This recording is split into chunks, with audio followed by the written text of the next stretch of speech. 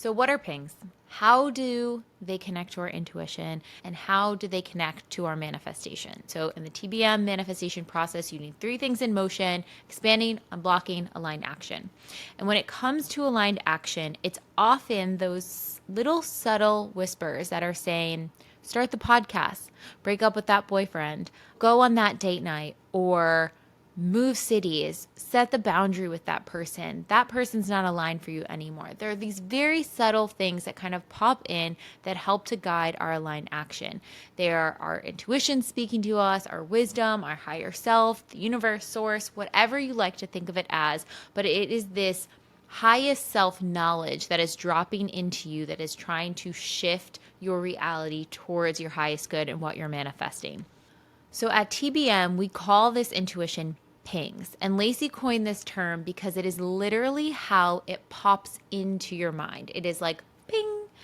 I am someone who didn't really feel like an intuitive person. I wanted to be intuitive. I wanted to have, all these thoughts and be connected to spirit and all of these things, but I didn't realize that I already was.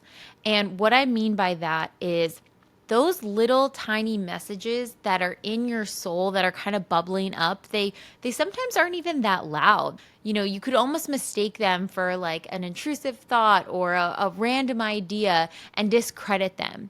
But the more you follow them, and I'm going to distinguish the difference between an intrusive or an anxious thought, a fear thought, or a ping in your intuition. But when you can distinguish the ones that are truly coming from an aligned place, not from fear, and follow them, you realize those tiny little messages actually pack a punch. They have a huge power behind that when they come to manifestation. So, what are pings? Pings are the intuitive messages that the universe is sending you to connect with your manifestation. It tells you to take a certain action, go to a specific place, connect to a specific person, and they help to expand you, unblock you, or are the actual aligned action you need to take in order to get closer, if not connect, to your manifestation. And when they connect to our aligned action, it is often because we need to step through fear or jump off a cliff and take that action. So, how do pings show up for you? Kind of what I said before, they can be very subtle. And if we think about the psychic abilities, right, they can come through the five senses. You can have them through feelings, visions in your mind's eye, an inner voice, a smell, or a taste.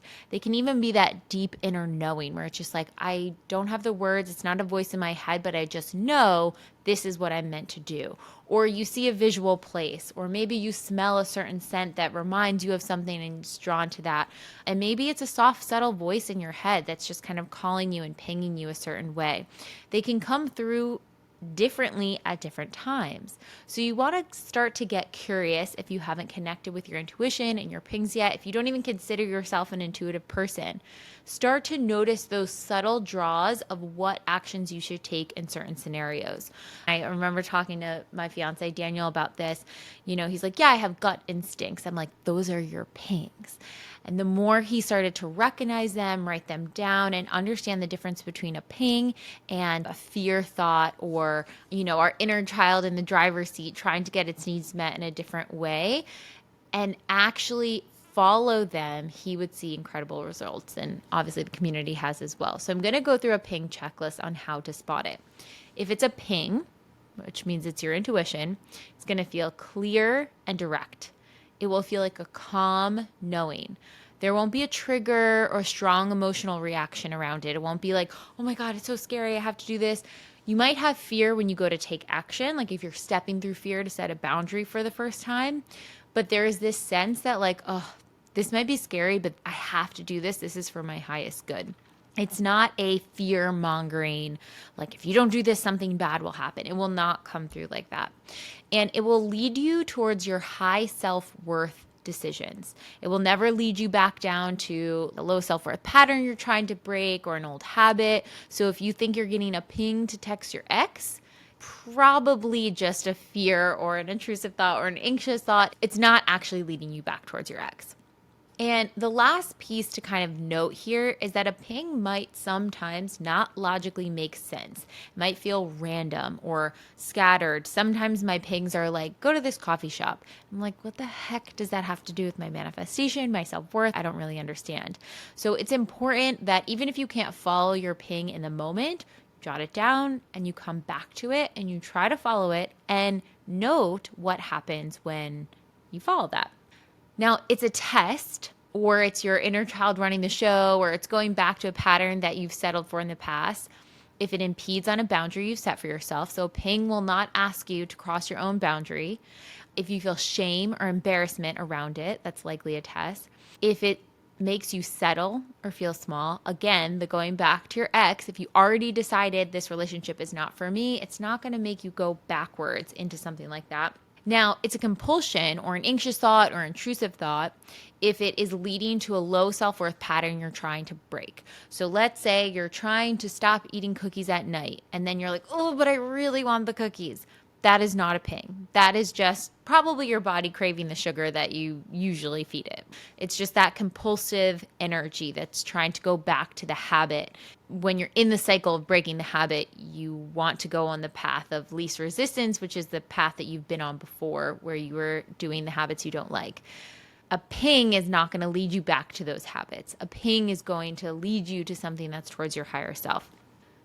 So, how do our pings help us to manifest? When you follow a ping, it will either lead you to one of the three parts of the to be magnetic process. So, there are pings that lead to expansion.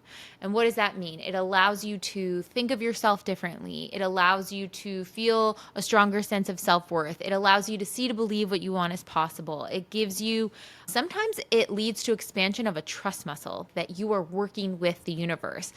One ping that I had early on was I got a ping to go to a coffee shop, and I got to the coffee shop and this celebrity who I had looked up to for a very long time was in the coffee shop. The sole purpose of that ping was to let me know that unexpected things are possible. You could show up and meet your expander randomly in a coffee shop. But B, that if this person could do the thing that I admired in them, this celebrity could do, what they had launched with their brand, which I thought was really, really cool.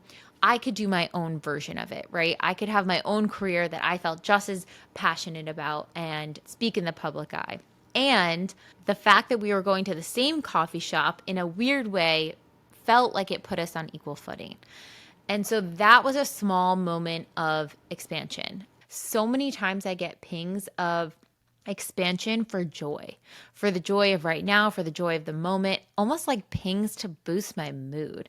I see those as the pings of expansion. I had this recently where one of the ways I was trying to cultivate and work with my pings in a deeper way at the end of the day, Theo, my puppy, and I always go on a little, what we call an adventure together.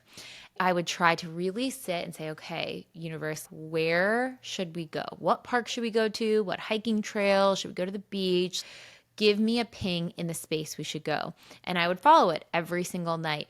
And it was the perfect hike, the perfect timing. We got back by sunset. Like something wonderful would happen in following those pings.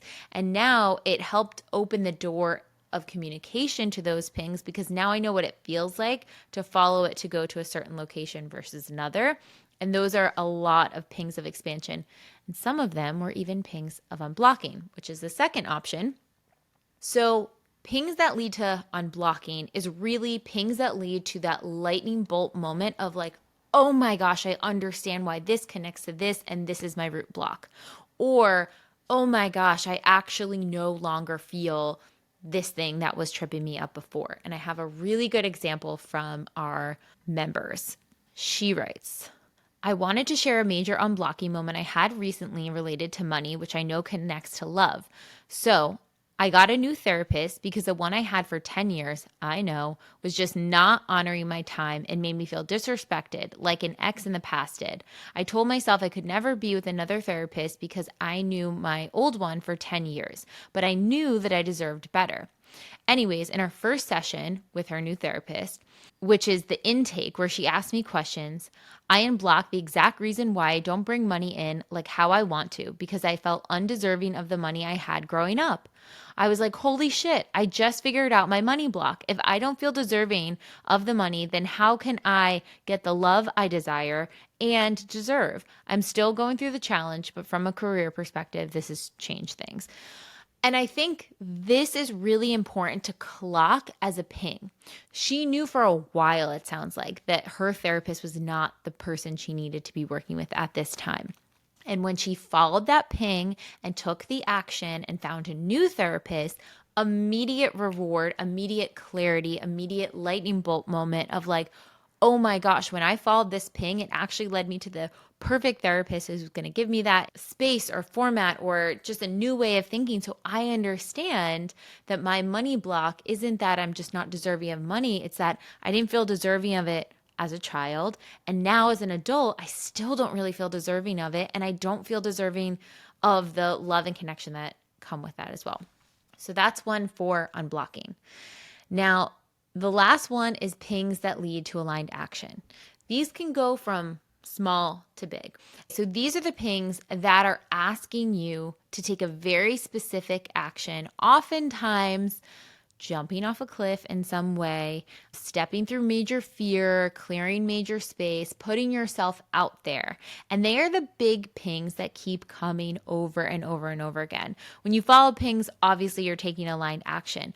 But these are the ones that this action is a key component to connecting with your manifestation. So when you get these are the things like, you have to leave the job, or you have to end the relationship, or you have to move cities, or you've been getting this message for years to start a podcast and you have to start a podcast. That is what's going to come up with these big aligned action ones.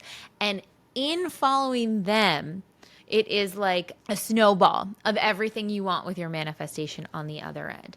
So for the aligned action ones, think about the example I said earlier. So the girl who checked her savings account, saw she had the FU fund. The ping to leave the job was that big block sticking in her way. Her communication to the universe saying, I'm not going to settle for this anymore. I'm not going to settle for this corporate job that I'm unaligned in. I've been doing my unblocking. I've been doing my expanding. I'm following my pings. I've been setting myself up on the side to launch, her freelance business. And once she took that step to jump off that cliff, she followed that big ping to take that aligned action. Boom. First freelance client came through very shortly after.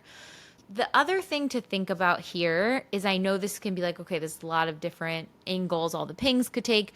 You actually don't need to know where the ping is leading you at all. And you likely won't know until a little bit of time after you followed the ping. You're only really going to understand how the ping led you to the next step when you're looking backwards. And that is why it is so important to track your pings, to write them down when they come in, to try to follow them as soon as you can, to know anything that came through after you followed them, or anything that came through in the near future after you followed them, in the weeks, months leading after that happening, what transpired from that ping. So when you get a ping in the future, and you might be afraid to take action on it or step through that fear, or maybe it's a really big ping like the leaving the job one, the thing you have to do, you can look back and say, well, when I followed my pings here and here, this is what came. It was whatever I had and then something better. It's always this and something better. So how can you work with those pings in order to help prepare you, guide you, unblock you, expand you, take the aligned action to connect with your manifestation? So how do we strengthen our intuition? Intuition is not something that is just for some special people out there. Every single person has intuition. We can utilize it. We can lean on it. We can work with it. We can develop it. It's like a muscle. We can continue to build on it.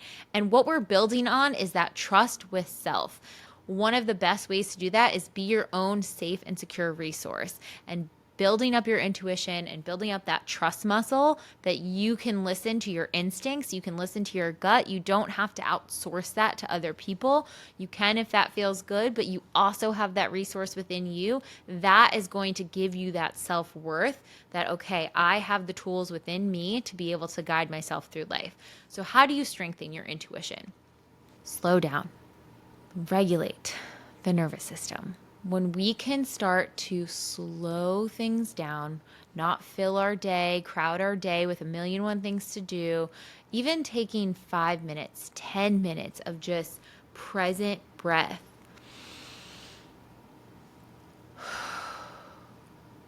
When we can sit with our surroundings, one of the somatic experiencing exercises we put in a lot of our deep imaginings is to orient to the space that we're in. What's in front of you? What's behind you? Do you hear the air conditioning blowing in the side? Do you feel a cool breeze on your skin? Can you tap into the entire bodily sensations that are around you? If you don't have space to tap into that, those little messages, it's almost like cleaning your vessel. If you can't clean the vessel, it's going to get clunky. You're not going to be able to hear it. There's going to be a lot of fear and overreactivity coming up. Fight or flight might be popping up, and those fear voices might come in. So slowing down, regulating your nervous system, removing stimuli, removing TV or social media, news outlets, anything that could kind of put their perspective or energy onto you. Give a minute, put that aside for a second, disconnect, silence all the voices in your head as best you can. I know that is so hard for some people. Sometimes even free write journaling, you can just say, universe, what are the pings you would have me know? And just trust. Give it a shot. Even if it feels kooky and crazy and you're like, what am I just made this up in my head. This isn't real. Write it down and follow it and just see. Use it as an experiment. And then once you follow it, note what comes up on the other side. Any little glimmers, any little positive moments that day, any moments of expansion, any moments of joy. Are you tapping into joy in your system through following pings? Could be really helpful. So your homework this week is to connect with your pings. Start listening to them. Note how they come through. Is it a voice in your head? Is it just a knowing? One of our team members said that her pings come through a voice that repeats again and again and again. Your pings are not going to go away. Not the big ones, at least. Maybe the little moments of expansion, they'll come in and out. But those big pings that literally are guiding you directly towards your manifestation will come back and hit you again and again and again and get louder and louder and louder because it wants you to see that. It wants you to connect with it. It's the same with the pings that are identifying our blocks. Those nagging parts of your life that you're like, something's not right here. Something's unaligned here. I feel like I have to make a decision here. Like this doesn't feel good anymore. That is your ping telling you to open that wound up and take a peek at it. This is our Radical Pings workshop. That is what it is all about. If you want more info on pings, go in there. It is massive. Follow those pings. It'll also help guide you in tests. When you're being tested, you will get almost like a little ping of how you should pass that test that is in alignment with your higher self, with the direction you're trying to go. I can't wait to see what comes on the other side of these pings. Please share them, tag us. You'll help expand everyone else. And also, if you guys have a really powerful manifestation story, share them with us. We really want to expand people right now. Get them to see the potential that is at their feet. If they follow these pings, they take the action, they do the work. Okay, wishing you guys a beautiful week.